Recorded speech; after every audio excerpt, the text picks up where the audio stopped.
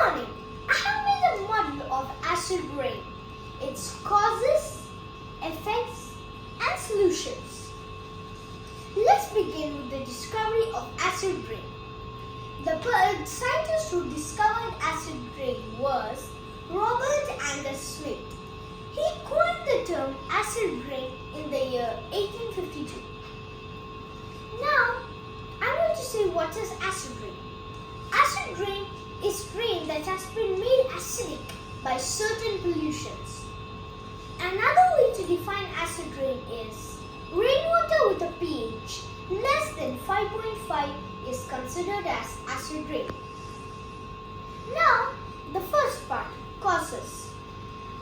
There are three main causes of acid rain: volcanic eruptions, burning of fossil fuels, and exhaust from automobiles. We should know that we humans are the major cause of acid rain and nature is a minor cause of acid rain.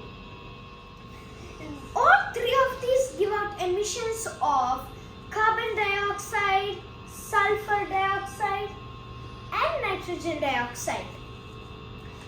And these three gases mix with rainwater and cause acid rain. Now, I'm going to say what happens when they mix with rainwater.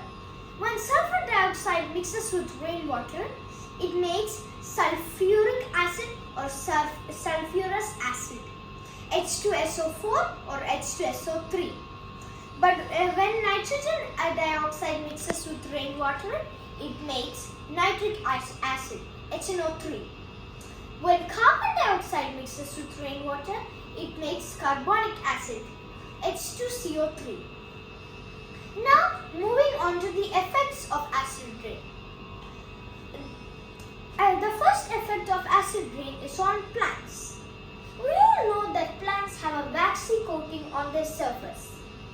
When acid rain falls, it makes the plants weak, and if plants are continuously exposed to acid rain, they may eventually dry out or they may die.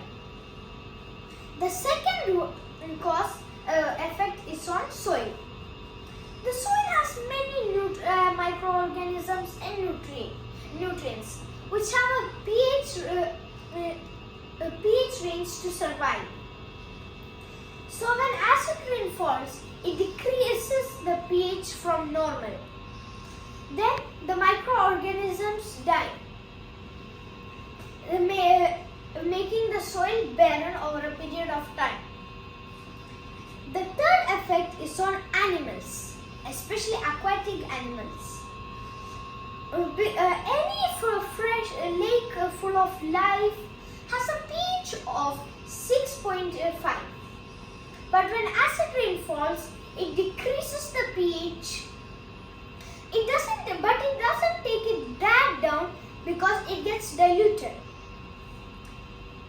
Now the last effect on monuments or buildings. Have you heard of the Taj Mahal turning yellow?